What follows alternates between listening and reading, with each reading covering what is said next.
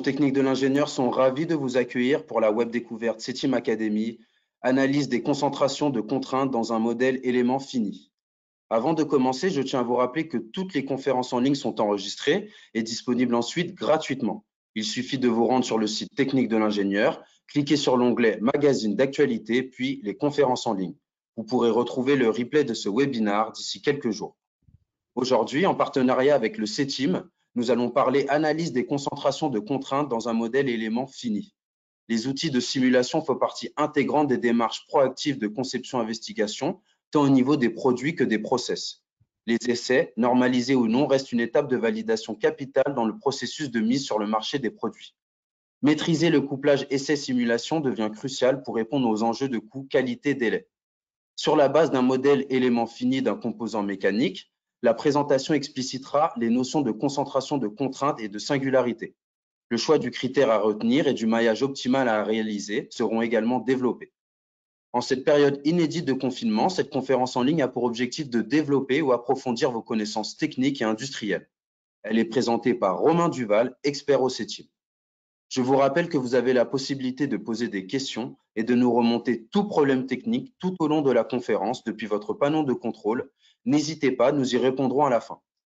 Monsieur Duval, je vous laisse la parole, c'est à vous.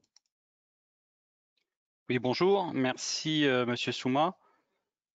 Donc bonjour à tout le monde. J'espère qu'un maximum de personnes a pu se connecter sans problème. Il y a plus de 100 personnes qui étaient prévues sur la session.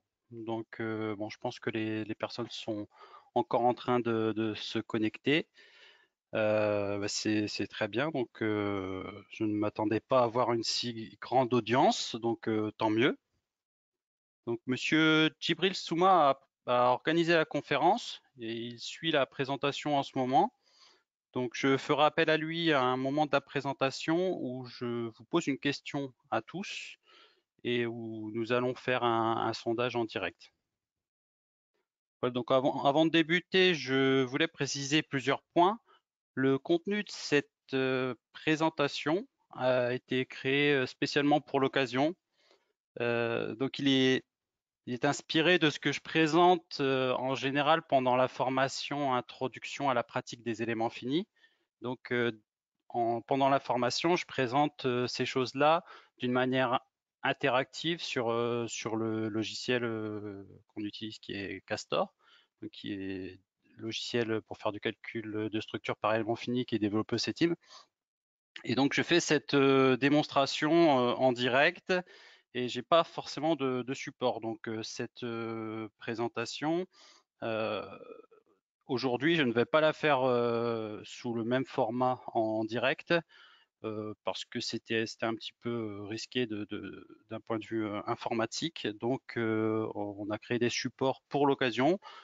Je les découvre, je ne les découvre pas, mais disons que je ne les ai pas présentés beaucoup. Voilà. Donc, merci de ne pas m'en vouloir si je cherche mes mots. Car c'est une première. Et puis, bon, sinon, on est ensemble pour 1h30. Je pense que la présentation devrait durer un peu plus d'1 heure. Et je vais essayer de vous en dire le maximum sur ce sujet que je connais plutôt bien. Voilà, autre point, même si ça peut paraître anodin, je suis chez moi. Donc ma famille a été briefée et tout devrait bien se passer. Et j'espère aussi que le réseau va bien fonctionner. Voilà. Donc les micros sont coupés, donc je n'entends personne. Je continue. Voilà. J'espère que les personnes sont encore en train de se connecter. Donc je vais débuter avec cette présentation. Comme l'a dit Monsieur Souma, elle va être enregistrée et pourra être partagée dans les jours qui viennent. Le sujet de la présentation est l'analyse des concentrations de contraintes dans les modèles éléments finis. En formation, j'ai souvent des personnes qui introduisent le sujet au début de la formation. Quand je leur demande ce qu'ils attendent de la formation, il y a souvent des personnes qui me disent « je fais des calculs, Mais j'ai des zones rouges, comme on dit, très, très locales, et je souhaite savoir comment les interpréter. Voilà, donc ça, c'est une des choses qui revient assez souvent. Ensuite, j'ai aussi pu lire beaucoup de notes de calcul où on écrit ces contraintes sont locales, entre guillemets, rien à signaler, on passe à autre chose. Donc parfois c'est vrai, parfois ça mériterait un peu d'explication. Voilà. Donc il y a heureusement des réponses à apporter à tout ça. Donc je vais essayer de vous en dire le maximum pendant ce temps que je partage avec vous. Je vais aussi essayer de vous proposer un vocabulaire pour bien distinguer ce qui est physique de ce qui est numérique. Voilà, donc c'est parti pour la présentation, donc qu'on appelle web découverte. Donc il y en a un certain nombre qui sont proposés en ce moment, donc en partenariat avec les techniques de l'ingénieur. Donc vous pouvez retrouver tout ça sur Internet. Alors je me présente. Donc Romain Duval, je suis ingénieur en calcul de structure au sein du pôle simulation au CETIM à Senlis. Donc le pôle simulation, c'est une équipe qui est composée de donc majoritairement d'ingénieurs en calcul de structure. On fait des calculs, on est une équipe plutôt généraliste, donc on touche un peu à tout. On fait des calculs de structure statique, dynamique, du linéaire, du non linéaire. Voilà, donc pour la petite anecdote, j'ai pu travailler en même temps sur un projet de déclencheur d'airbag où il fallait mailler des éléments volumiques de la taille de quelques microns. Et en même temps, je travaillais sur un modèle de plus de 300 mètres qui est celui de la Tour Eiffel, avec des éléments qui font là plusieurs mètres. Donc voilà, on a une équipe assez, un service qui travaille sur des sujets assez variés. Et moi, personnellement, je suis un peu plus spécialisé dans ce qui tourne autour des aspects dynamiques, donc notamment le séisme. Et puis, je m'intéresse aussi à tout ce qui est multiphysique, donc un petit peu de couplage fluide structure et de couplage avec le thermique. Voilà. Et je suis responsable pédagogique de la formation EF01, donc initiation au calcul des structures par éléments finis, depuis maintenant environ 8 ans. Voilà.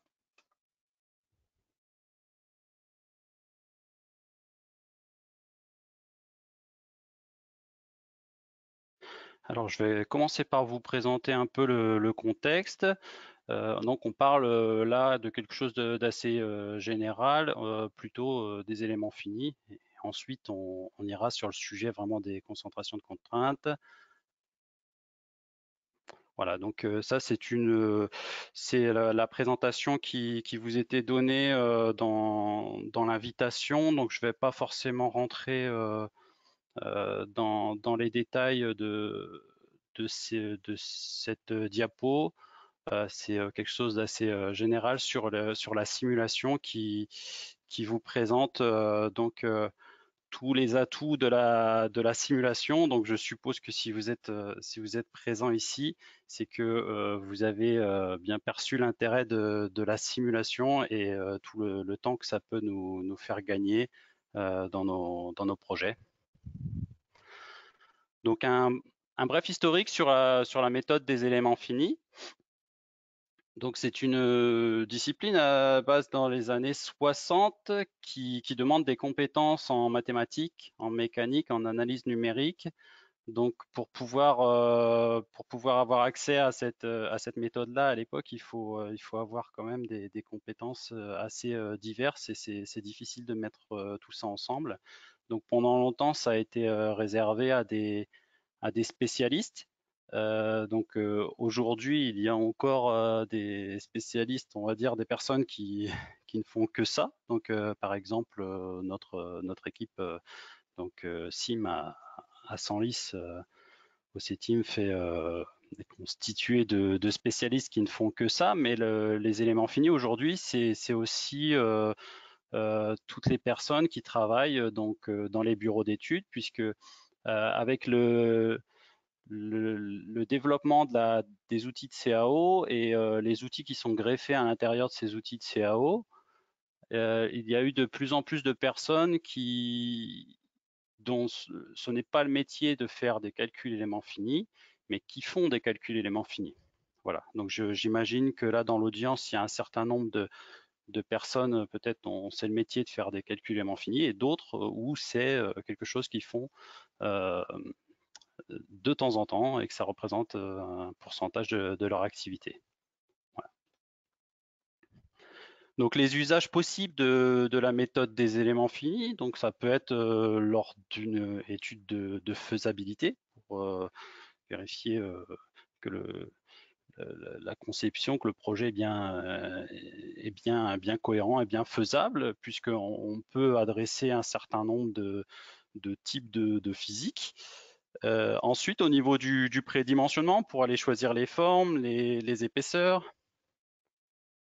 Donc, prédimensionnement, c'est quelque chose d'assez amont, mais par la suite, on peut faire une validation par simulation. Donc, de la même manière qu'on peut faire des essais pour valider une pièce, il y a certaines pièces qui sont validées par simulation. Donc, ça peut être une stimulation statique, dynamique, ça peut être une étude à la fatigue, de la thermique, voilà.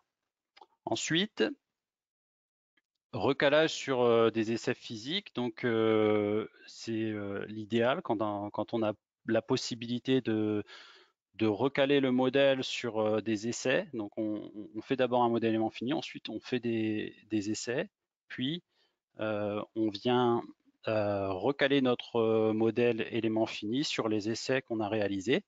Et tout l'intérêt derrière, c'est d'avoir un modèle numérique qui reproduit correctement la physique et en lequel on a une certaine confiance. Et ce modèle, on va pouvoir le faire vivre derrière pour venir et évaluer la pertinence d'une modification, essayer de l'améliorer, des choses comme ça. Donc, quand on a la possibilité de faire des essais, il faut surtout ne pas s'en priver. C'est toujours ce qui nous donne la vérité, on va dire. Ensuite, donc étudier des modifications. Donc, par exemple, une structure qui est installée depuis quelques années et qui doit supporter certains chargements.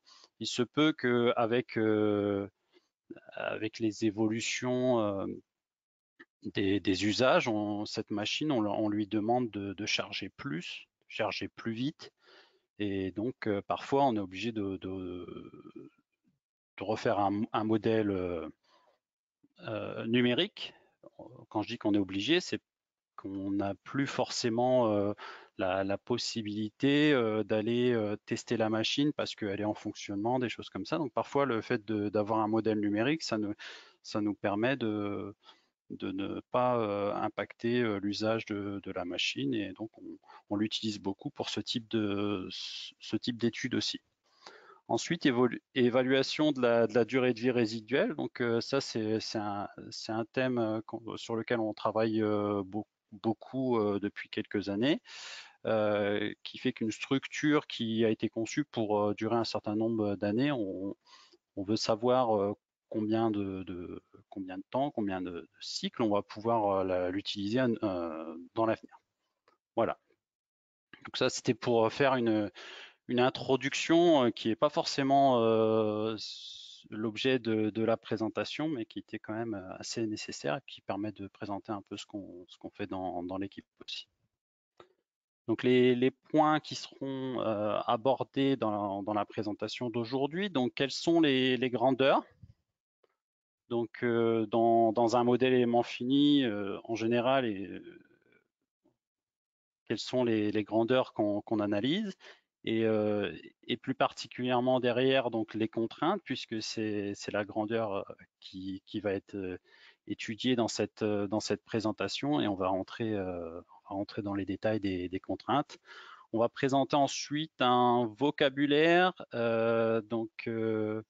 qui permettra notamment de comprendre quelles sont les concentrations de contraintes qui sont physiques, celles qui sont numériques, de mettre des mots sur le comportement, enfin sur les choses qu'on a devant les yeux. Ça permet derrière de bien comprendre de quoi on est en train de parler. Ensuite, le maillage. Donc, le maillage, c'est quelque chose d'important dans la méthode des éléments finis. Mais quand on commence à parler de concentration de contraintes, c'est encore plus important.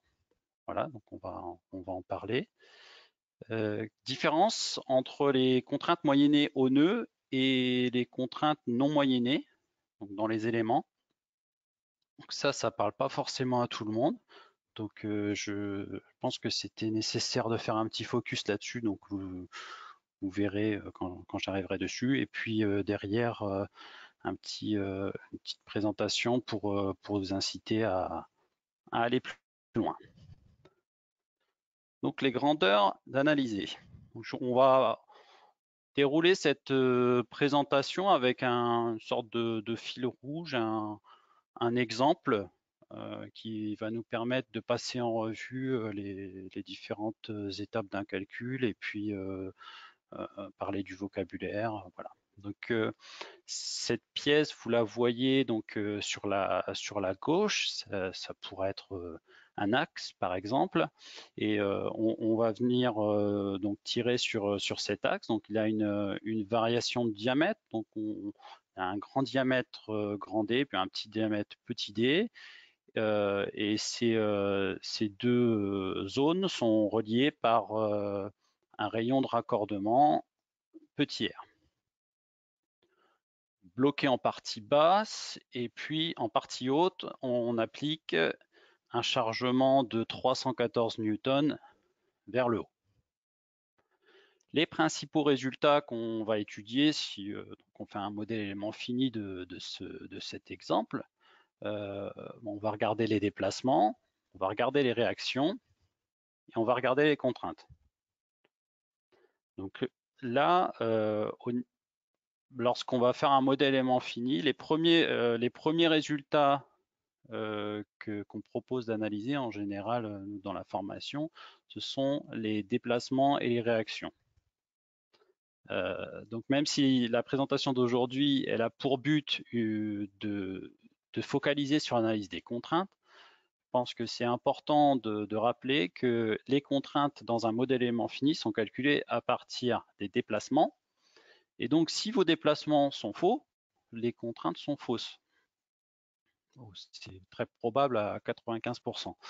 Donc la première chose à faire quand on fait un modèle élément fini, quand on fait un calcul, c'est de regarder les déplacements et les réactions. Alors les déplacements, tout simplement, ce qu'il y a de bien à regarder les déplacements, c'est que généralement, même si vous ne savez pas, par exemple, ici j'ai mis un micron, que ça va se déplacer de 1 micron, vous savez comment ça va se déplacer. Donc si par exemple, ici, on applique notre chargement de 314 newtons vers le haut, et puis qu'on a notre pièce qui part en flexion, qui part sur la droite, il y a forcément quelque chose qui ne va pas. Et ça, on va le voir tout de suite dans le résultat en déplacement.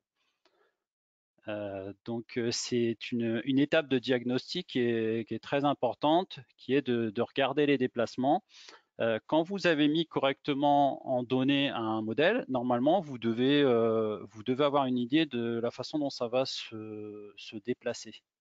Et si votre modèle élément fini ne correspond pas à ce que vous aviez intuité, dites-vous que plutôt que votre intuition de la mécanique qui est fausse, c'est peut-être votre modèle élément fini qui est faux. Donc dans ce cas-là, il vaut mieux remettre en question la modélisation élément fini, qui n'est pas forcément toujours la spécialité ou sur laquelle on peut faire des erreurs, plutôt que votre raisonnement de la mécanique, qui a priori est plutôt votre formation et donc quelque chose en lequel vous pouvez avoir confiance. Donc voilà, je reviendrai plus sur les déplacements à partir de maintenant, mais je pense que c'était important de le dire. Ensuite, les réactions. Donc les réactions, souvent on sait finalement quels sont les efforts qui vont passer dans nos encastrements. Bon là c'est un peu évident dans cet exemple, on met 314 newtons en haut, on doit avoir 314 newtons en bas dans l'encastrement, mais parfois ce n'est pas aussi simple et donc ça permet de faire une vérification globale.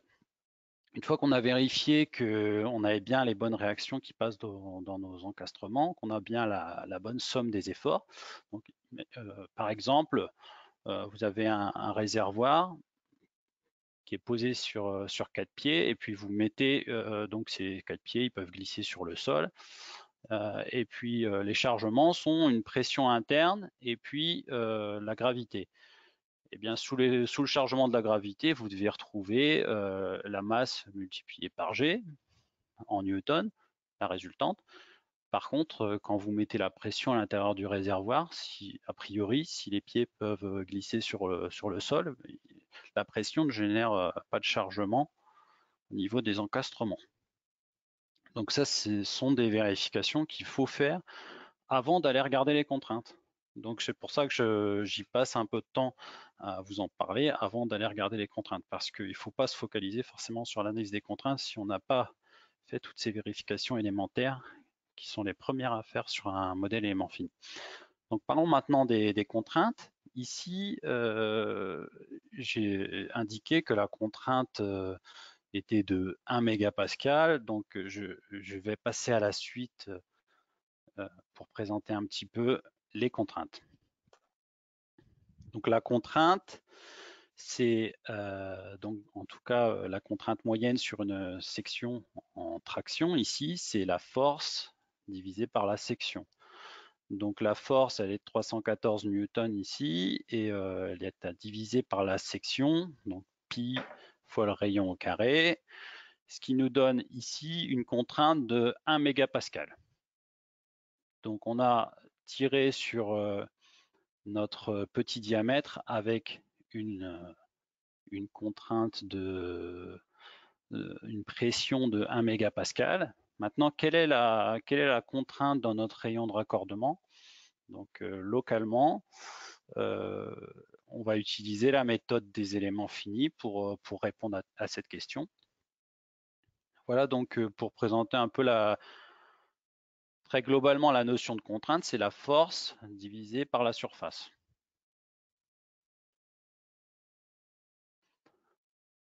On va utiliser un modèle élément fini 2 dimensions axisymétrique dans cette présentation ici, parce que donc le fait d'avoir quelque chose de 2 dimensions dans une présentation PowerPoint comme celle-ci, c'est assez pratique. Donc j'ai un modèle très simple qui est un modèle axisymétrique, ce qui veut dire que je modélise uniquement une section.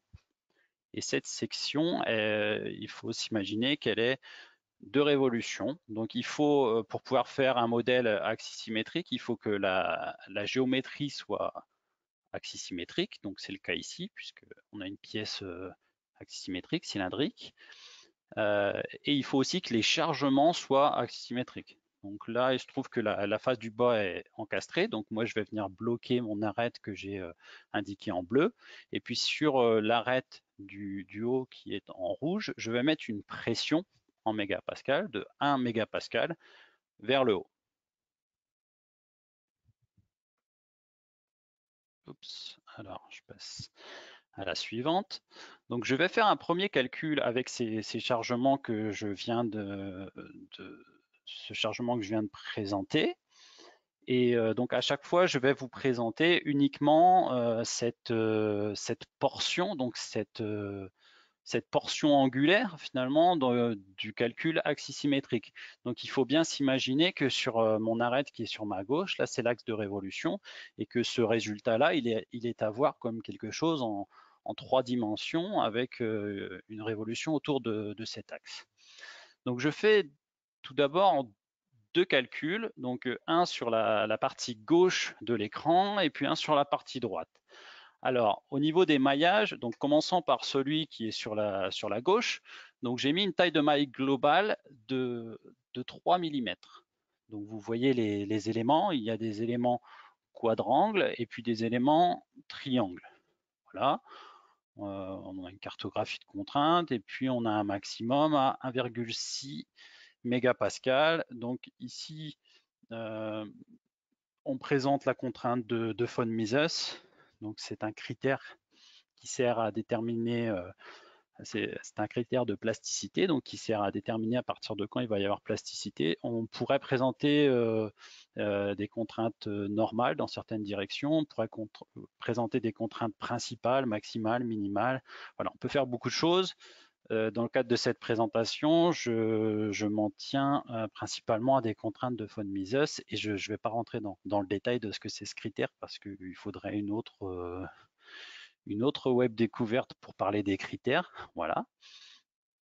Alors, j'ai deux maillages, donc celui qui est sur la gauche, donc je vous ai présenté les résultats, et puis un autre sur la droite, où cette fois-ci, j'ai mis une taille de maille globale de 1 mm et puis une taille de maille locale inférieure à 40 microns. Alors, quand j'ai présenté ça à un collègue, il m'a dit, mais affiche le maillage. Le problème, c'est que si j'affiche le maillage ici, en fait, il y a tellement d'éléments que c'est donc si je mets les arêtes en noir, ben, mon maillage il est tout noir ou voilà.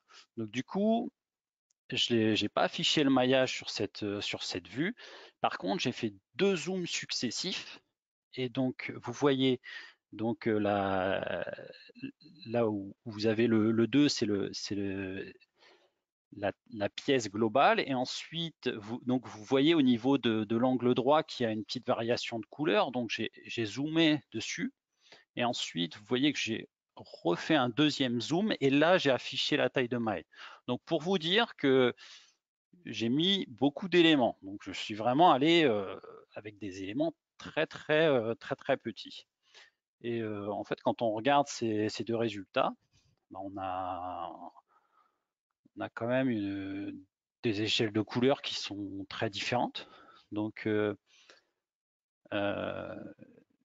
pour vous donner un indice, ce qu'il faut faire en premier lieu, c'est d'aller regarder en fait les échelles de couleurs. Donc, par exemple, sur celle de gauche, vous voyez que tout ce qui est en rouge, c'est ce qui est au-delà de 1,4 mégapascal. Voilà, il faut, quand vous voyez ce résultat, déjà, il faut vous mettre il faut le comparer par rapport à ce qu'on lui a appliqué comme chargement. Donc on a mis 1 mégapascal. On a mis 1 mégapascal, donc le 1, il devrait être dans le vert. Vous voyez que la section hors de l'angle droit, là, c'est plutôt dans le vert. Donc notre contrainte, elle a l'air assez cohérente. Localement, ça monte à 1,6. Donc ce qui est en rouge, sur la figure de gauche, c'est ce qui est au-delà de 1,4 mégapascal. Par contre, sur la vue de droite, tout ce qui est en dessous de 1,5 est en bleu. Pourquoi? Parce que le maximum localement monte jusqu'à 13 mégapascal. Donc déjà 13 mégapascal, normalement, ça devrait faire tilt. C'est-à-dire qu'à partir du moment où on a mis 1 mégapascal sur le haut et qu'on trouve 13 mégapascal localement, ça fait un coefficient de concentration de contrainte qui est quand même très grand. Voilà. Donc, à votre avis, lequel des deux maillages est le plus près de la réalité? Le maillage 1 qui est sur la gauche, le maillage 2 qui est sur la droite, ou est-ce que finalement ils sont équivalents? Donc je vous pose cette question-là et Monsieur Souma va, je pense, prendre la main pour vous poser la question et vous allez pouvoir répondre. Je ne sais pas exactement comment ça va se. Voilà. Donc il y a un sondage qui est ouvert et je pense que vous allez avoir 1 minute pour répondre à la question.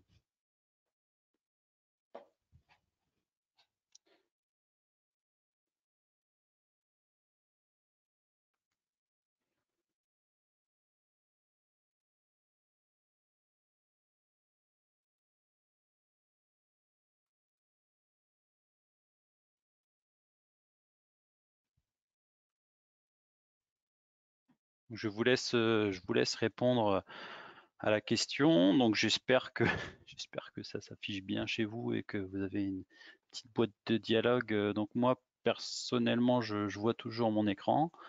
Donc je vais vous laisser un petit peu de temps pour répondre à cette question. Et puis voilà, je laisse écouler une petite minute. Et puis je vais reprendre ensuite.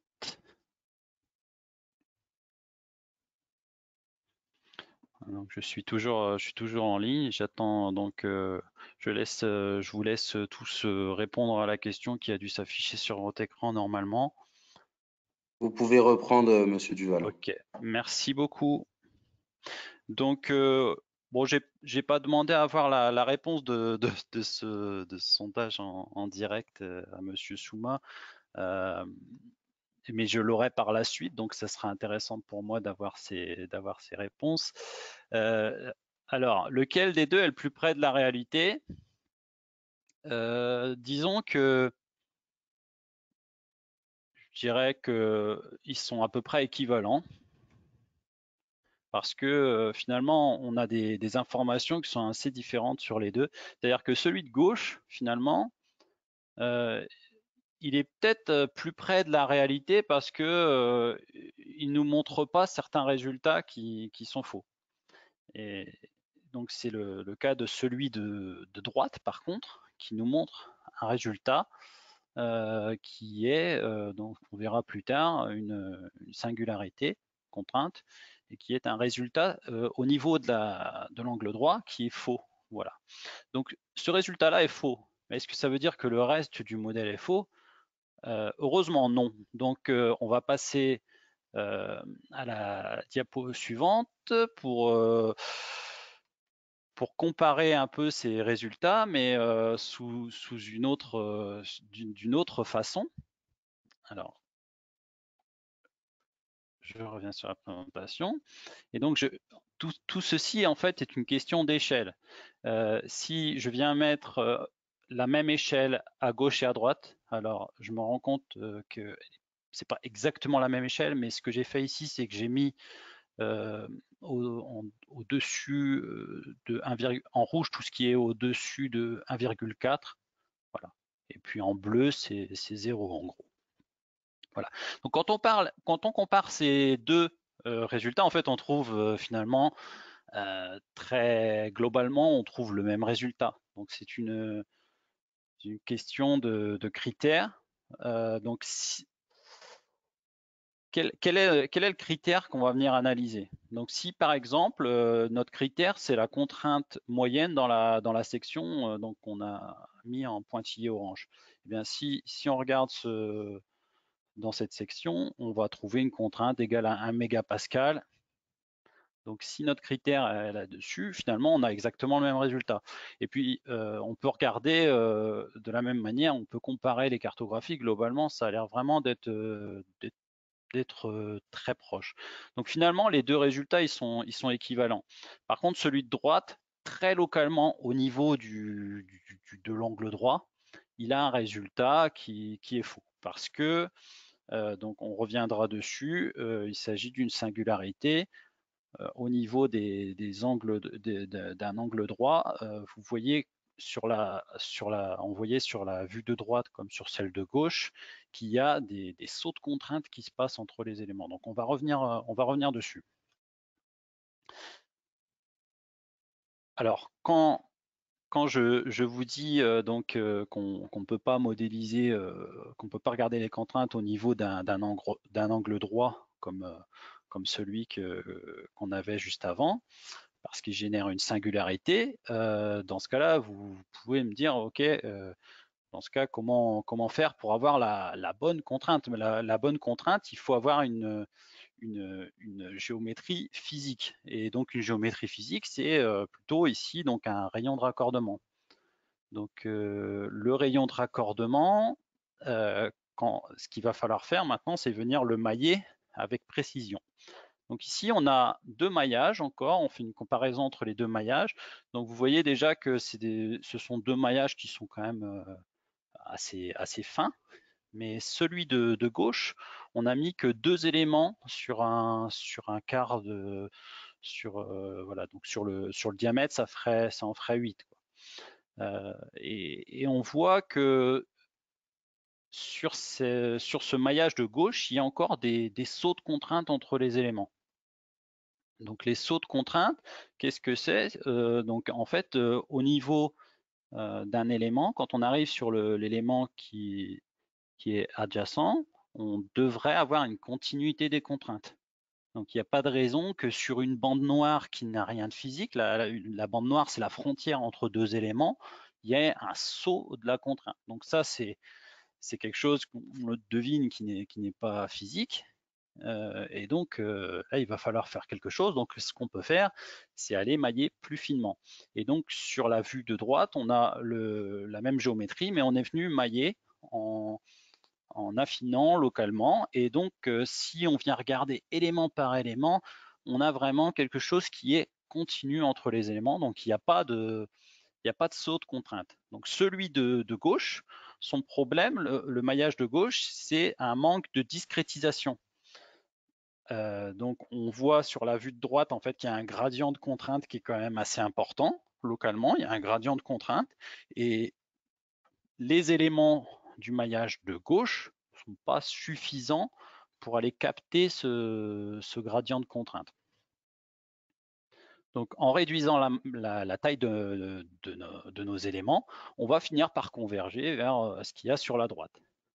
Donc imaginez-vous maintenant si vous êtes sur une structure industrielle avec des rayons de raccordement partout, il est en volumique avec les machines d'aujourd'hui, donc qui sont déjà pas mal.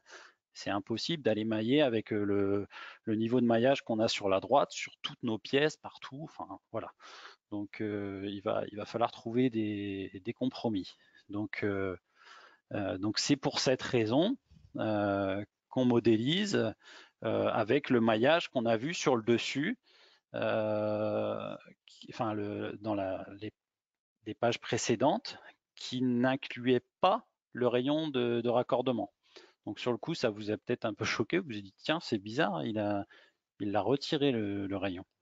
Donc oui, je l'ai retiré parce que on fait souvent ça en fait. Et donc quand on fait ça, il faut être conscient de l'impact que ça peut avoir.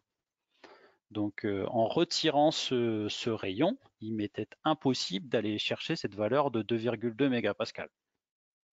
Après, si ce qui m'intéressait, c'était la contrainte moyenne dans la section de 1 mégapascal, dans ce cas-là, pourquoi pas aller retirer ce rayon? Voilà. Par contre, si maintenant je cherche à avoir vraiment les contraintes précises en pot pour faire une analyse à la fatigue, par exemple, je suis obligé d'aller à ce niveau de détail qui est celui qu'on a devant les yeux avec un maillage qui est convergé. Voilà. C'est pas forcément celui qui est sur la droite, mais il faut que plus on maille finement, plus on converge vers cette valeur. Donc je fais une petite comparaison entre les différents résultats qu'on a pu trouver. Donc ça répond un peu au sondage de tout à l'heure, lequel est le plus vrai entre les deux maillages qu'on a sur la gauche. Peut-être que finalement le 1,6 MPa, il était peut-être mieux, puisque il était plus proche de 2,2. Mais au final, 1,6, c'était une valeur qui était sur un angle droit qui était donc faux. Et puis l'inconvénient de ce 1,6, c'est qu'il est inférieur à la vraie valeur de 2,2. Et c'est une valeur localement qui n'est pas bonne. Et ensuite, plus on va mailler finement donc sur cet angle droit, plus on va augmenter la contrainte localement. Donc on était arrivé jusqu'à 13 mégapascal avec un maillage vraiment très très fin.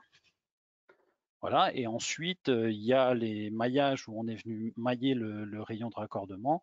Et donc, finalement, celui qui est le maillage intermédiaire, là, le troisième, n'est pas si mal que ça.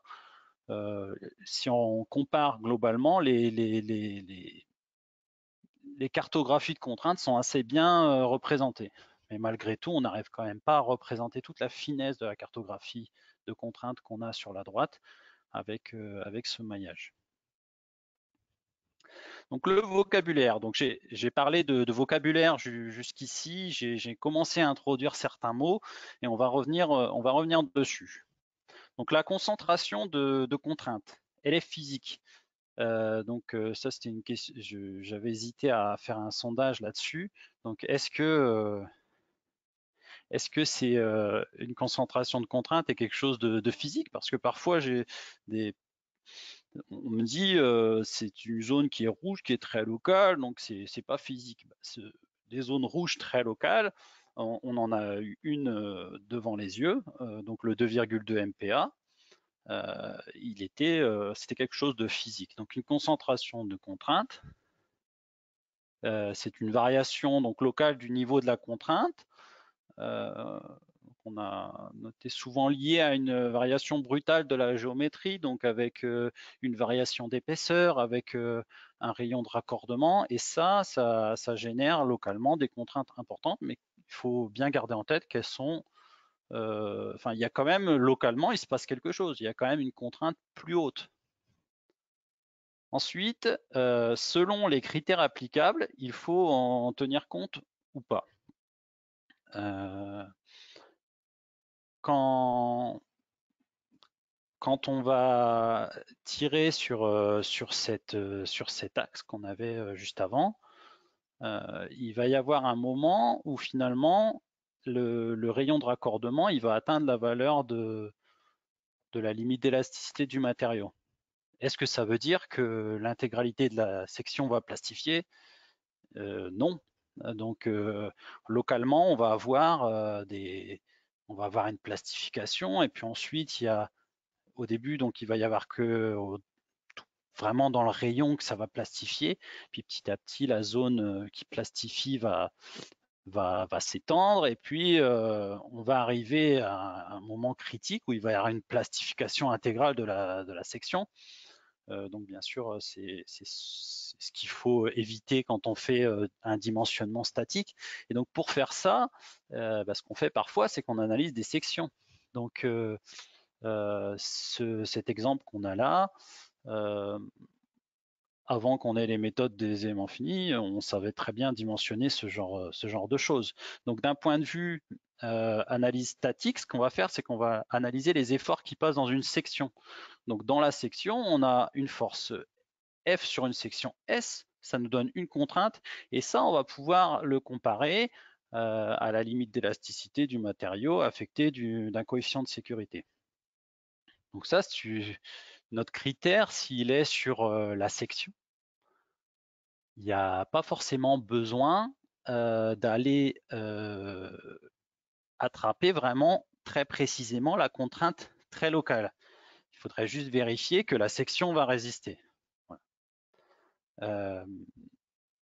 Maintenant, si mon chargement se reproduit, par exemple, et qu'il peut y avoir des phénomènes de fatigue, eh bien, il se peut que ce rayon, qui est trop petit, vienne engendrer une fissuration. Donc, il va y avoir une amorce de fissuration et puis ça va se propager.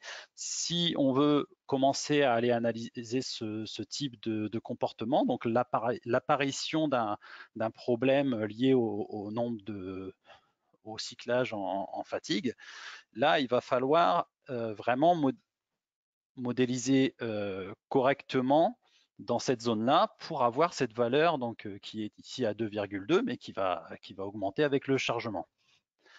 Donc tout dépend en fait ce que vous regardez. Donc la concentration de contrainte, quand on dit qu'on peut ne pas la regarder et que du coup notre maillage il est suffisant même si on n'a pas modélisé tel détail, tout dépend de ce qu'on veut en faire. Donc ce qui veut dire aussi que un maillage peut être bon pour faire une analyse statique et vérifier le comportement d'une section, vérifier que quand on va appliquer le chargement, ça ne va pas s'effondrer, ça va tenir. Et puis par contre, si on doit faire une autre analyse qui est combien de fois je peux appliquer ce chargement avant qu'il y ait un problème, eh bien là, ça ne sera pas forcément le même maillage qu'il faudrait considérer. Voilà. Donc, il se trouve que là, si cet exemple-là, il pourrait être résolu de manière encore plus simple, c'est qu'il existe des ABAC pour faire ce type de vérification, mais on est ici pour parler des éléments finis, donc on a fait un calcul élément fini. Donc les remèdes, donc pour une vérification en statique, s'il n'y a pas de fatigue, il est possible de linéariser les contraintes à travers l'épaisseur. Donc en fait, on va venir regarder sur une section, on va venir regarder l'évolution à travers une épaisseur ou à travers une section de la contrainte, et puis on va en sortir des grandeurs plus globales sur une section. Et ainsi, en faisant des linéarisations, on va venir faire disparaître ces pics très locaux. Et donc, dans notre analyse, ça va nous permettre de montrer que finalement, la contrainte linéarisée sur la section, elle est pas dépendante du maillage. Donc, c'est ça qui sera toujours important. Donc, quand on va mailler plus finement, est-ce que la grandeur que j'analyse, elle varie en fonction de mon maillage? Donc, si je fais des linéarisations, assez rapidement, je vais avoir quelque chose qui est convergé, c'est-à-dire que je pourrais remailler plus finement, j'aurai toujours la même valeur. Voilà. Ensuite, un autre remède, c'est de faire un calcul non linéaire avec un matériau élastoplastique. Donc ça, c'est dans le cas où la contrainte est supérieure à la limite d'élasticité et qu'on se pose la question de savoir est-ce que ce chargement-là peut être dangereux pour ma structure. Et parfois, il se peut qu'on trouve 500 mégapascals dans une zone et notre limite à la rupture elle est plus basse, donc on se pose beaucoup de questions, peut se poser beaucoup de questions, se dire est-ce que finalement cette zone qui est très locale, qui monte à 500 mégapascals, enfin, je sais que j'ai fait un calcul linéaire et que dans la réalité, il va y avoir un comportement élastoplastique. Parfois, pour éviter de se faire des nœuds au cerveau, il est possible de rentrer la courbe élastoplastique et de faire ce calcul-là. Alors, ça peut parfois nous sortir de certaines impasses et puis nous conforter dans notre analyse. Malgré tout, c'est plus difficile de valider avec cette méthode-là. Quand on fait des calculs élastoplastiques, on se retrouve avec déjà plus de paramètres. On commence à être moins sûr déjà qu'on est moins influencé par le logiciel. Donc, on commence à arriver sur des modèles un peu complexes. Donc, vaut mieux éviter d'aller vers là, surtout si on ne maîtrise pas bien ce qu'on fait. Disons que pour faire une vérification complémentaire, ça peut être bien de faire ce petit calcul élastoplastique. Voilà. Et ensuite, en général, quand on fait des calculs élastoplastiques, on compare plutôt des déformations plutôt que des contraintes. Donc, je continue. Donc ici, j'étais sur vraiment la concentration de contraintes, qui était l'objet de la présentation d'aujourd'hui. Ensuite, il y a la discontinuité. Donc la discontinuité, la méthode des éléments finis, elle ne doit pas générer de discontinuité. Elle doit générer une continuité entre les éléments. Donc ici, vous avez un maillage, donc une géométrie qui est découpée en éléments, et à la frontière entre deux éléments, on a une représentation numérique de quelque chose qui est physique, qui est continu. Il n'y a pas de raison qu'il y ait un saut de contrainte entre deux éléments.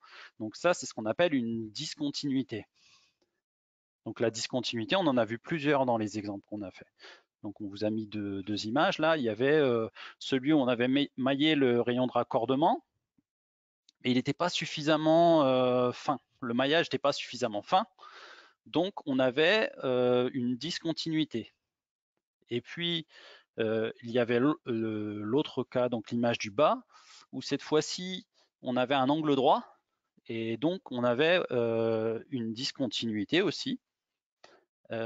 Maintenant, ce qu'on distingue, ce qu'on montre ici, c'est qu'une discontinuité, elle peut avoir plusieurs origines. Et donc, sur l'image du haut, c'était un défaut de discrétisation du maillage. On n'avait pas maillé suffisamment finement. Et donc, on avait un saut de contrainte. Donc, le remède tout simple, c'est d'affiner le maillage. Donc, en maillant de plus en plus finement, on sait qu'on va converger vers un résultat. Donc voilà, à l'avance, avant de faire un calcul comme ça, moi je sais que je dois converger dans cette zone-là puisqu'il y a un rayon. Donc je sais que si je continue de mailler de plus en plus fin, je vais converger vers une valeur. Ensuite, l'autre remède, éventuellement, c'est lorsqu'on a un problème de discrétisation du maillage, c'est de passer par une analyse de section, comme on l'a vu tout à l'heure, et finalement de ne pas venir chercher cette valeur localement de 2,2. Il se peut que, selon ce qu'on est en train de faire, si on vérifie simplement un comportement statique, on n'est pas besoin d'aller analyser ce qui va se passer à la fatigue, par exemple. On n'a pas forcément besoin d'aller chercher cette valeur de 2,2. Dans ce cas-là, on analyse la section et on vérifie plutôt par une approche RDM qu'il n'y a pas de risque pour notre structure. Et on a fait comme ça pendant longtemps et ça fonctionne très bien. Et voilà. Et ensuite, l'autre option, donc la première option qui était d'affiner le maillage, ce qu'il faut voir, c'est que ça va vous générer des contraintes localement. Vous allez avoir vraiment des cartographies très précises avec des pics de contraintes locaux, etc. Et derrière, la question, ça sera est-ce que ça va, est-ce que ça tient en fait, est-ce que ça plastifie, et du coup, finalement, on va se retrouver parfois avec des maillages très fins, à trouver des zones très précises en contrainte.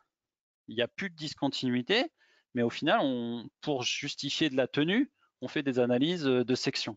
Donc si au final, si c'est ça la finalité, si la finalité c'est de vérifier ce qui se passe dans une section, eh bien faites un maillage qui suffit à analyser la section. Donc dans ce cas-là, finalement, on aurait très bien pu se contenter du premier maillage, donc avec des éléments assez grossiers, mais qui était tout à fait suffisant pour analyser la section. Et d'ailleurs un peu conservatif puisqu'on avait, on avait pris une section, on avait retiré le rayon. Voilà. Donc tout dépend de ce que vous cherchez à faire et avoir des valeurs bonnes partout sur votre modèle, bah, ça peut derrière vous générer un travail conséquent au niveau de l'analyse des contraintes. Et l'image du bas, donc c'est une singularité. On va revenir sur ce qu'est une singularité dans la page suivante. Et là, vous voyez que, en fait, il y a des sauts de contrainte aussi au niveau de la singularité. Donc ça, c'est quelque chose qui permet de la distinguer, cette singularité, c'est qu'il y a des sauts de contrainte, et plus vous allez émailler finement, enfin pire ça sera en fait. Donc le plus grand va être le saut de contrainte entre les éléments. Donc une singularité, on en a dès qu'il y a des angles droits, ou même dès qu'il y a des angles, puisque dans la vraie vie, en fait, il y a toujours des courbes, il y a toujours des rayons, il y a le fait d'avoir un angle droit comme on l'a dans un modèle aimant fini, c'est pas quelque chose de physique. Voilà. Donc je continue avec la singularité. Donc les causes les plus fréquentes, angle droit ou vif sur la CAO. Donc plus notre angle est près de 180 degrés, moins il y aura de concentration de contrainte et de singularité, mais voilà, plus on a un angle qui diminue, et là on est à 90 degrés, et plus on a ce type de singularité.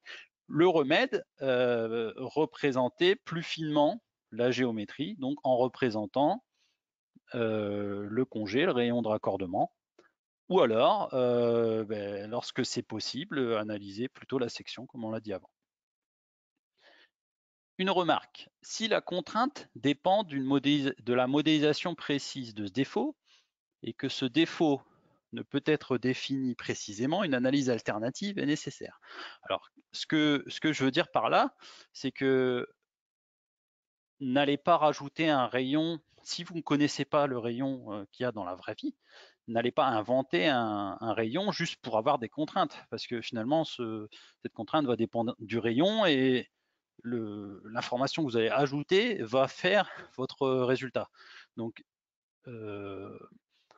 s'il y a des zones avec des singularités dans votre modèle, j'ai envie de dire, c'est normal. Il y aura sûrement des zones avec des singularités dans un modèle. Au niveau des conditions de blocage, on verra par la suite. Donc, il ne faut pas forcément s'alarmer avec des singularités. Voilà. Donc, deuxième cause,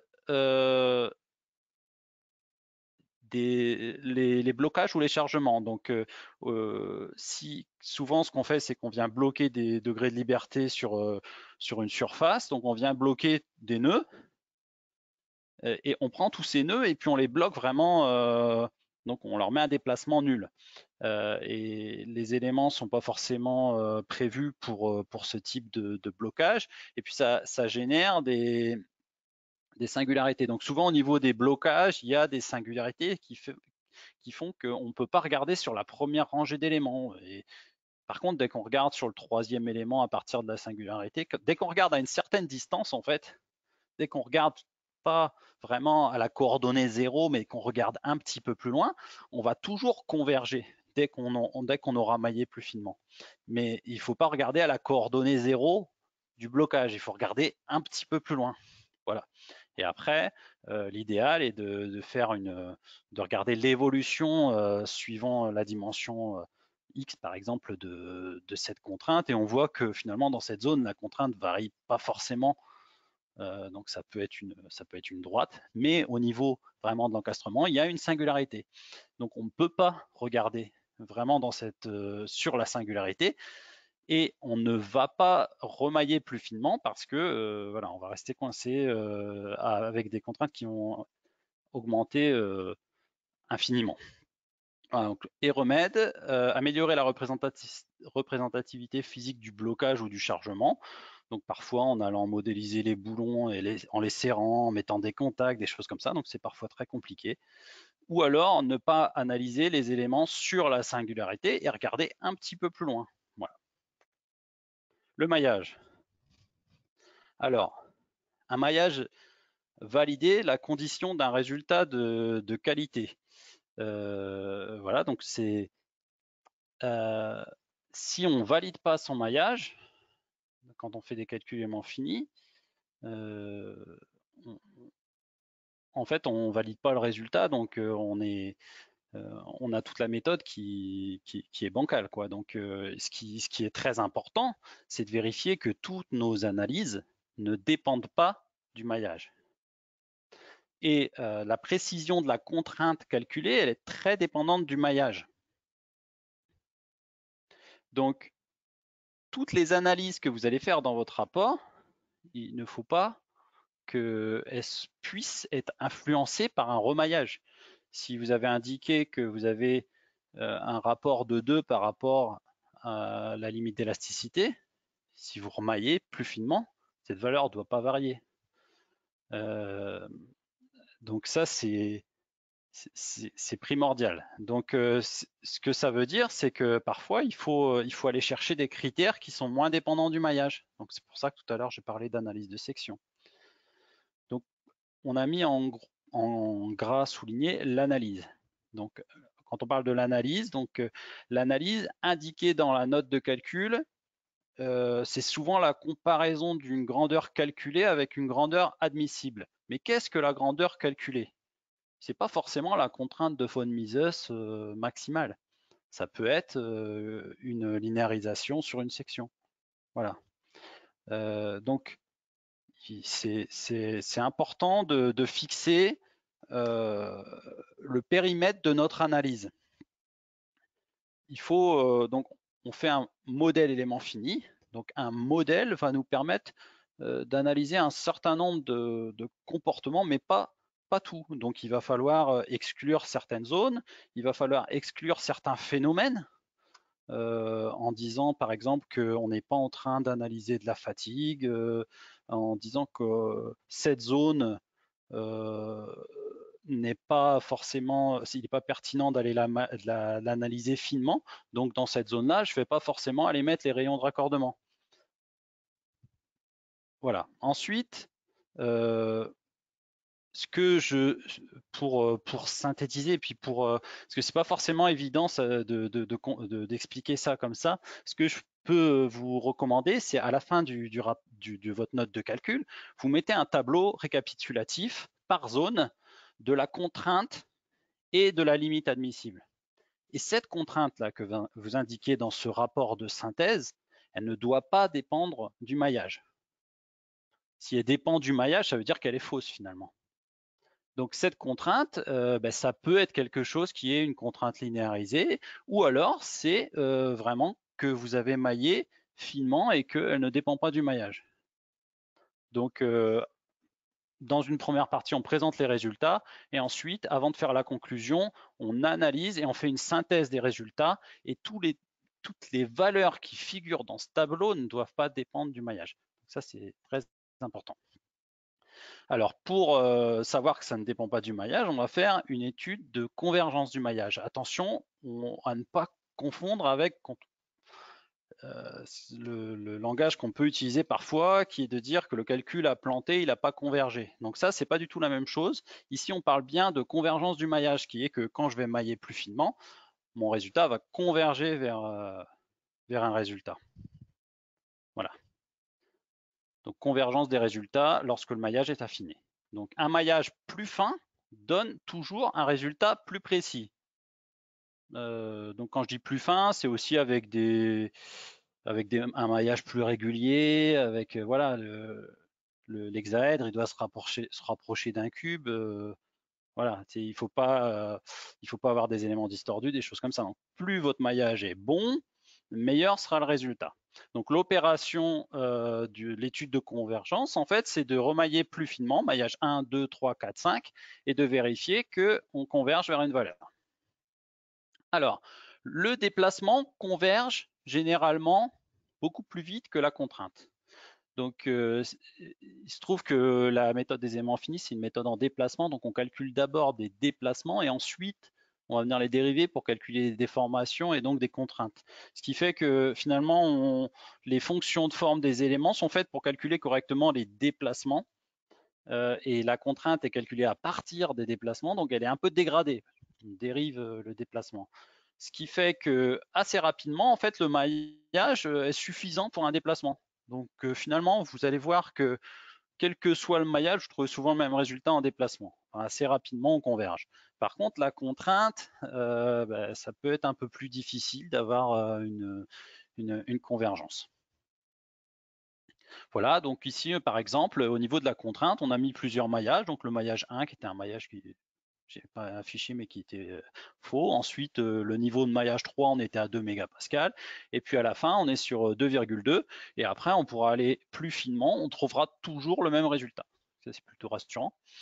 Voilà. Ensuite, cette étude de convergence, il ne faut pas la faire sur une singularité. Donc, on a parlé de ce qui était une singularité, donc un angle droit, un angle dans notre maillage.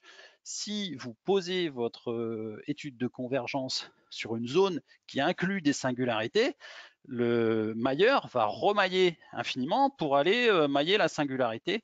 Donc, ce qu'il faut faire, c'est que les études de convergence, il faut les faire sur des zones hors singularité. Et si votre outil, votre logiciel de calcul vous dit qu'il fait de l'adaptation de maillage et maille automatiquement, il faut retirer les zones de singularité. Et sinon, ce qu'il va venir faire, c'est qu'il va venir mettre des éléments sur des singularités, ce qui n'a aucun sens. Voilà.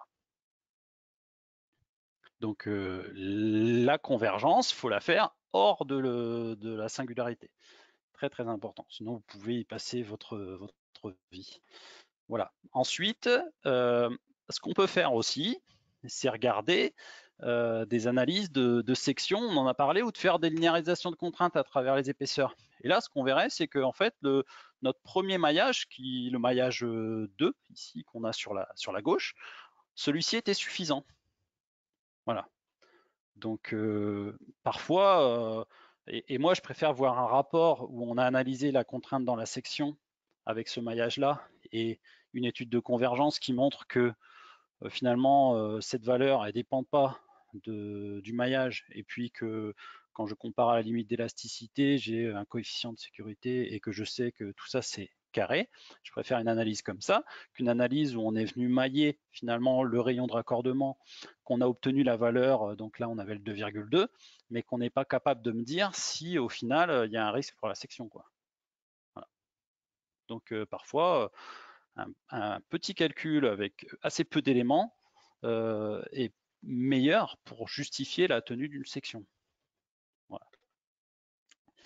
Le maillage, bon, sur un modèle un modèle 3D, on présente ici quelques types de mailles.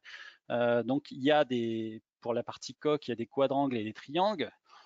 Il y a des éléments linéaires sur la gauche et des éléments quadratiques sur la droite. Donc les éléments quadratiques sont des éléments sur lesquels on a des nœuds milieux. Donc vous voyez que sur les bords des éléments, en fait, entre les nœuds sommets, il y a des nœuds milieux et ça va nous permettre d'avoir des déplacements qui seront donnés sous la forme d'une parabole, d'un degré 2, une équation de degré 2. Et donc quand on va venir dériver ça, on va avoir des déformations et donc des contraintes qui seront plutôt linéaires et on va avoir un niveau de détail meilleur. Donc les éléments quadratiques vont vous donner des représentations et des gradients de contraintes dans les éléments qui seront plus précis, ces gradients, que sur un modèle linéaire.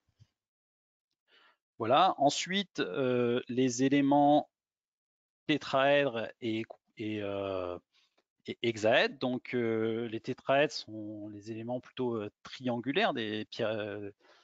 Pas parler de pyramide, c'est une pyramide à quatre faces, quoi. Donc ces éléments-là, si vous les utilisez, il faut prendre les tétraèdres à 10 nœuds.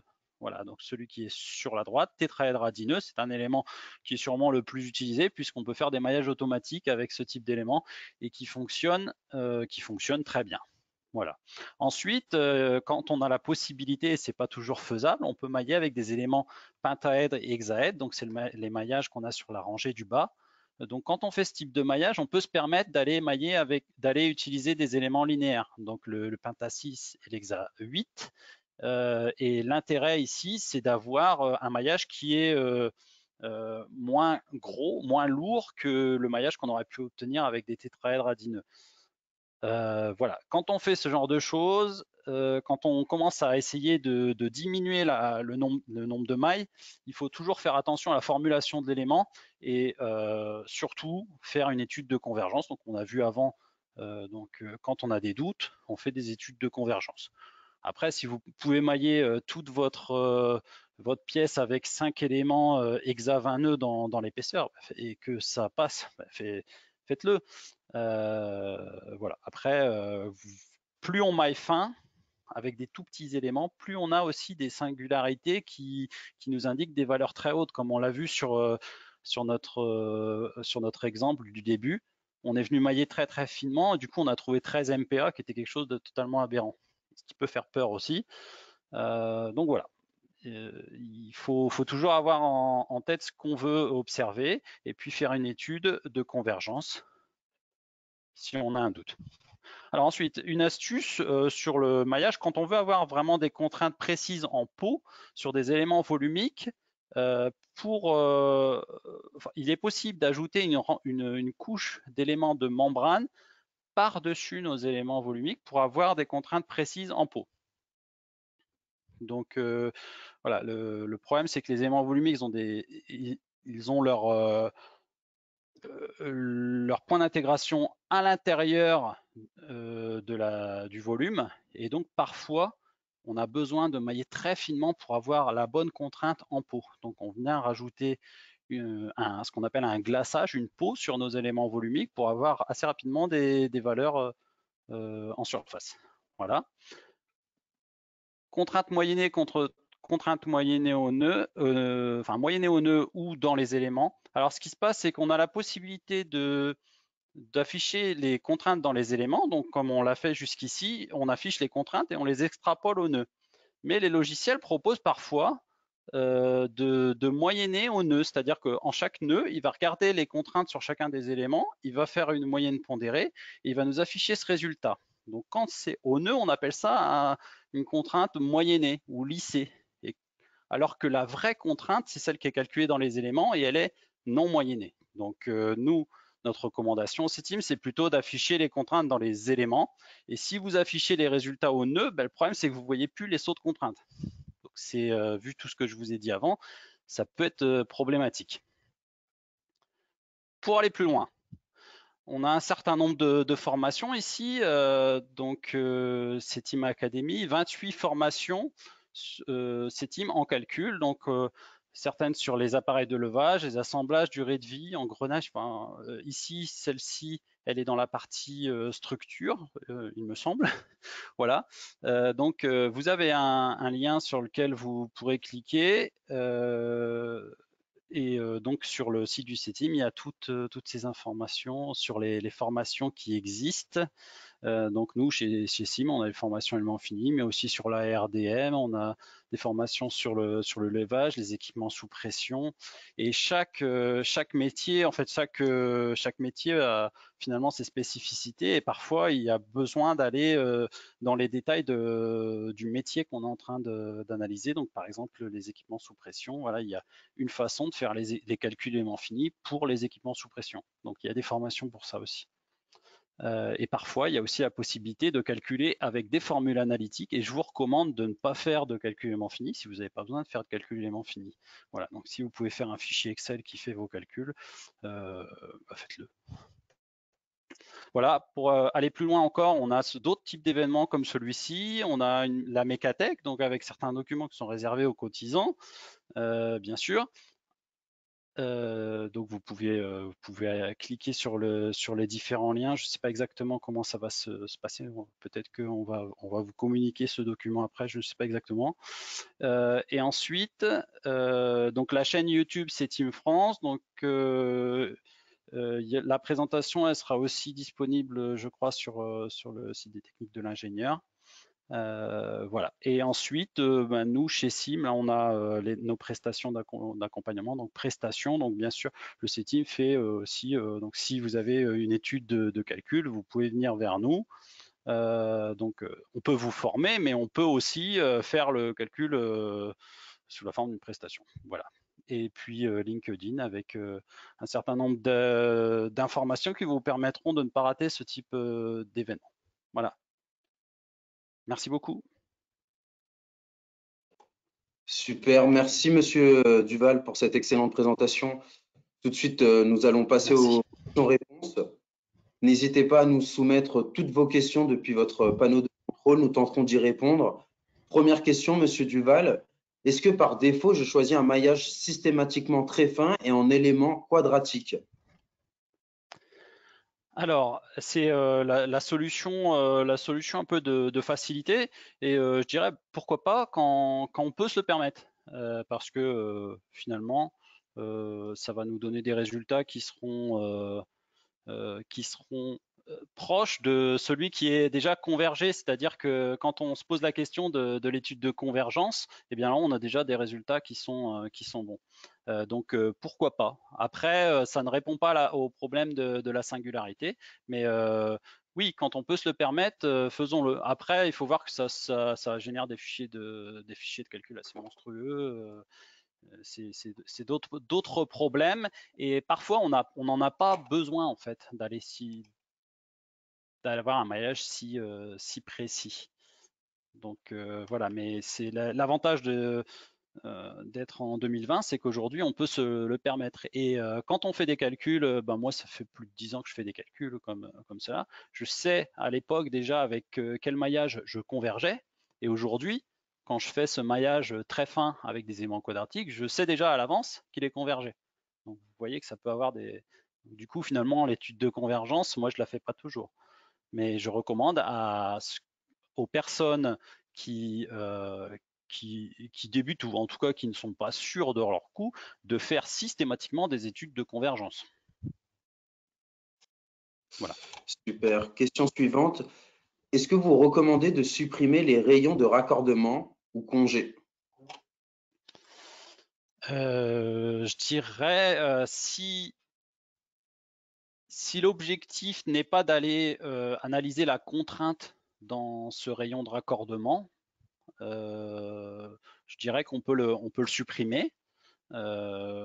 Maintenant, si on le supprime, ça veut dire qu'il faut faire une analyse, soit une linéarisation à travers l'épaisseur pour connaître la contrainte de membrane, enfin contrainte moyenne ou la contrainte de flexion, membrane ou membrane plus flexion.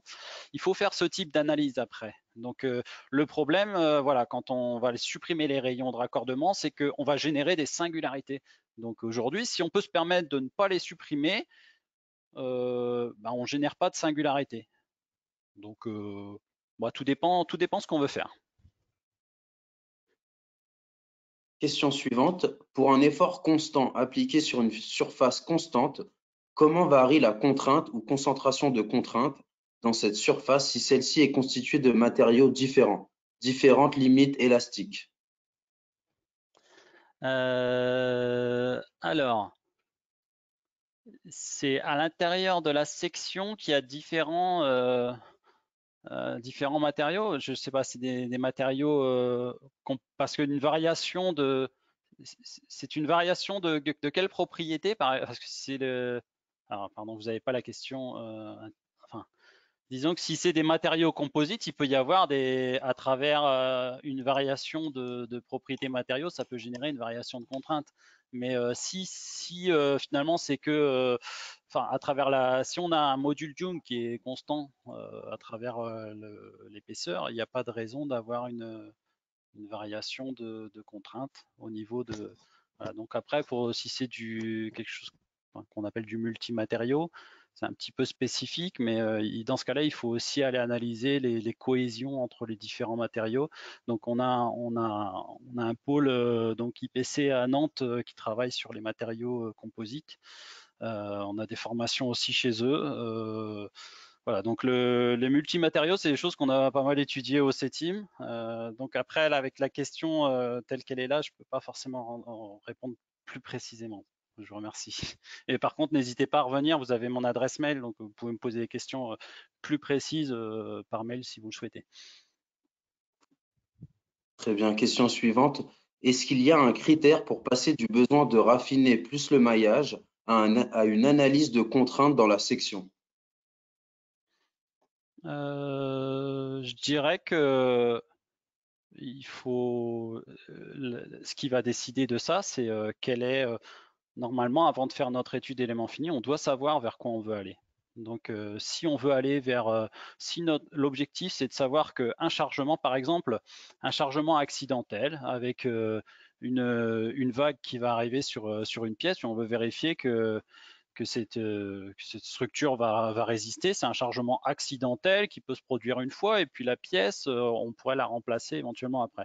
Si je veux faire ça, ce qui m'importe, c'est de vérifier que la section va tenir. Dans ce cas-là, je fais une analyse de section. Je ne vais pas m'embêter forcément à aller faire une analyse très poussée avec des contraintes précises très locales. Donc tout dépend de ce qu'on cherche à analyser. Si on cherche à vérifier la résistance statique d'une section, on peut analyser que la section. Et donc, on peut très bien faire un modèle Excel avec des formules RDM. Ça me va aussi. Voilà. Donc, ce qu'il faut voir, c'est que les éléments finis, en fait, ça nous donne plus d'informations. Et il y a certaines informations qu'il faut analyser et d'autres qu'il ne faut pas forcément analyser. Donc, si on utilise, comme on l'a dit tout à l'heure, toute la machine et qu'on va venir mailler très finement partout avec des éléments quadratiques, on se retrouve avec trop d'informations parfois.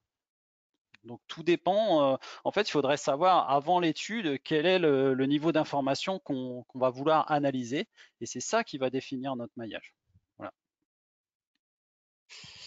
Question suivante, Monsieur Duval. Comment est réalisé le maillage comment est réalisé le maillage par rapport à la forme de la pièce? Euh, alors, si je comprends bien la question, enfin, c'est des algorithmes dans les logiciels qui vont automatiquement aller discrétiser la géométrie en venant la découper en petits. Donc, par exemple, on a vu les éléments tétraèdres, donc c'est des petites pyramides à 4 nœuds, et ça va venir les découper automatiquement par des algorithmes qui sont de plus en plus sophistiqués. Donc, c'est quelque chose qui a un algorithme à l'intérieur du logiciel. Il y a voilà, des sociétés qui développent ce type d'algorithme spécifiquement. Après, ce qu'on peut faire, c'est qu'on peut découper notre géométrie, on peut aider un peu le mailleur à mailler correctement. Il faudrait faire une web découverte spécifique sur le maillage. Là, je ne peux pas rentrer dans ce détail-là, mais en fait, le maillage, c'est aussi l'utilisateur qui le fait, c'est pas seulement l'algorithme. Voilà. C'est un vaste sujet, on pourrait parler longtemps du maillage. Merci. Question suivante. Existe-t-il des règles de bonne pratique de maillage afin de se rapprocher d'un maillage convergé au plus tôt? J'ai envie de dire non. Euh, J'aimerais bien. Je, je pense que, ce- par exemple, ce que je peux vous dire, c'est que si, si vous faites de la flexion sur des éléments volumiques, il faudrait qu'il y ait, par exemple, allez, au minimum 2 éléments quadratiques dans l'épaisseur. Et là, ça va vous donner une répartition linéaire à peu près à travers l'épaisseur. Donc 2 éléments quadratiques dans l'épaisseur. On dit aussi 5 éléments ou plus si ce sont des éléments linéaires. Donc des éléments quadratiques, 2, ça pourrait suffire. Des éléments linéaires, ça serait plutôt 5. Par contre, toujours ce que j'insiste là-dessus, qu'est-ce qu'on affiche comme résultat dans notre note de calcul, et cette valeur qu'on va indiquer, est-ce qu'elle est dépendante du maillage? Et c'est la seule vérité, mais j'avais bien noté à la fin de la question qu'il y avait pour converger rapidement. Donc pour converger rapidement, il faut plusieurs éléments dans l'épaisseur. Si on est en quadratique, on peut commencer avec 2 et puis voir si on converge, si le résultat qu'on étudie converge. Et si on est en linéaire, il faut déjà commencer plus haut parce que des éléments linéaires, on va avoir beaucoup de mal à converger. Voilà. Et après, tout dépend des gradients de contraintes qu'on va obtenir. Très bien. C'est Question complexe. suivante. Pour une pièce sollicitée en flexion, comment obtenons-nous la contrainte maximale? L'ajout d'éléments de type pot est-il obligatoire? Alors, pour avoir la contrainte de flexion, en fait, à travers l'épaisseur, on va venir tracer un chemin de post-traitement. Donc après, beaucoup de logiciels le font, je ne sais pas si tous le font. On regarde l'évolution de la contrainte à travers l'épaisseur. Sur la peau du haut, on va avoir par exemple un maximum à 200 MPa, et puis après ça va redescendre, et puis au niveau, si on a de la flexion, si on a de la flexion pure, au niveau de la fibre neutre, on va être à 0. Donc on va avoir par exemple de la traction sur la fibre du dessus, et puis de la compression sur la fibre du bas, et on va avoir une espèce de courbe à travers l'épaisseur. Et donc, quand on vient linéariser ça, mais si vous voulez faire ça, il faut quand même faire attention à ce que, ce que vous faites. Mais donc, on va linéariser sur les composantes de contraintes, et ensuite, on pourra recalculer des critères. Donc, les logiciels font, un certain nombre de logiciels font ça en tout cas. Donc, on trace un chemin entre 2 points, et il va regarder, en haut c'est de la compression, en bas c'est de la traction, et il va faire une linéarisation et va vous dire que la contrainte de flexion est de temps.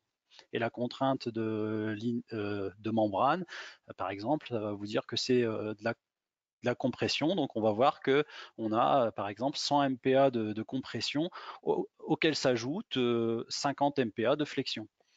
Et tout ça par une linéarisation à travers l'épaisseur. Et cette valeur-là, elle sera assez peu dépendante du maillage, quoi. Assez rapidement, on va converger. Question suivante. Y a-t-il une règle générale pour le nombre d'éléments dans l'épaisseur? Je pense que j'ai répondu tout à l'heure, sur les quadratiques. On parle de 3. Après, voilà, les logiciels aussi. Ce qu'il faut voir, c'est que tout ça, ça dépend des logiciels.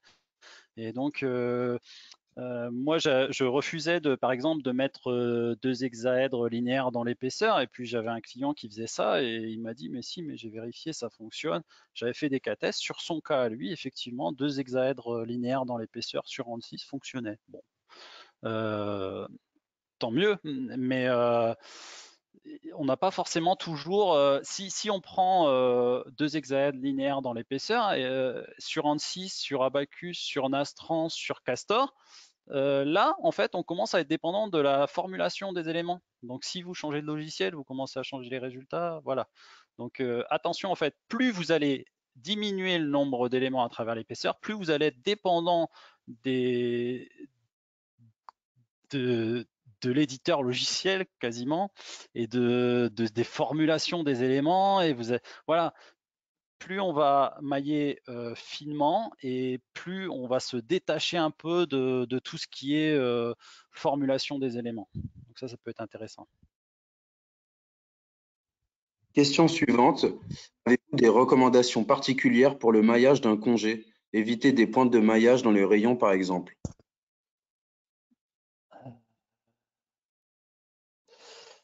Non, j'ai pas forcément de. Non, personnellement, si je dois calculer les contraintes précisément dans un congé, je fais une étude de convergence. Donc voilà, je pense que ça répond à la question. Après, vous pouvez trouver peut-être des critères qui vont vous dire que sur 360 degrés, il faudrait découper par 30. Je ne sais pas. Mais les critères de maillage, si vous en trouvez, ils seront toujours pessimistes, quoi. Donc finalement, ça va plus vite parfois de faire des études de convergence. Question suivante. Quelle modélisation faut-il avoir pour connaître l'état de contrainte dans les cordons de soudure? Modéliser ces cordons? Oui, c'est un vaste sujet qui mériterait aussi une présentation. Les cordons de soudure, c'est vrai que j'en parle pendant la formation. Rapidement, je dirais quand même qu'il vaut mieux les modéliser parce que ils peuvent générer des comportements locaux de flexion, des choses comme ça. Donc, je dirais quand même plutôt il vaut mieux les modéliser. Et ensuite, pour analyser le cordon en lui-même, tout dépend en fait si vous analysez paraître de la statique ou de la fatigue. Si c'est de la statique, il va plutôt falloir aller extraire des contraintes linéarisées ou par section. Voilà, vous avez un cordon de soudure et puis vérifier que F sur S, enfin ce genre d'analyse en statique, ça va vous permettre de voir des choses. Après, si vous voulez faire de la fatigue, il va falloir aller chercher des contraintes un peu plus proches. Voilà. Donc après, je vous recommande de vous renseigner sur la méthode du point chaud, sur la méthode dite, donc c'est en anglais, désolé, mais notch stress, qui permet de mailler un rayon de raccordement fictif. Voilà, donc de regarder les documents de l'IW sur International Institute of Welding, qui parle beaucoup du sujet. Bon, voilà, on a des compétences là-dessus aussi, donc n'hésitez pas à poser des questions par mail. Très bien, Monsieur Duval. Et dernière question. Que pensez-vous de l'habitude de se baser sur la contrainte moyennée dans chaque élément plutôt que de la contrainte moyennée au nœud?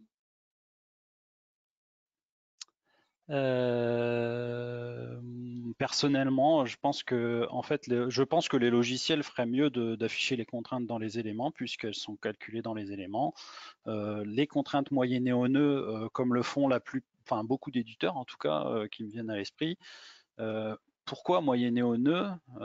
Pourquoi en moyenne? Donc, ce qui veut dire si on moyenne, ça veut dire que les résultats à l'intérieur des éléments ça veut dire qu'il y a des sauts de contraintes. Donc, s'il y a des sauts de contraintes, ça veut dire que c'est faux. Donc, on moyenne des résultats faux pour obtenir un résultat qui est, alors effectivement, peut-être moins faux.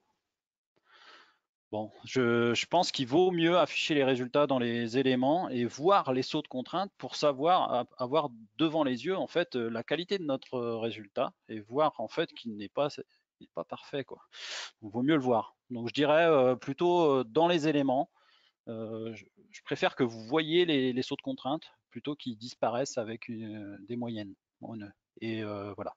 Donc faire attention. Après, tous les logiciels permettent pas forcément d'afficher correctement les contraintes dans les éléments. À voir selon votre logiciel s'il permet d'afficher les contraintes que au nœud ou que dans les éléments ou les deux.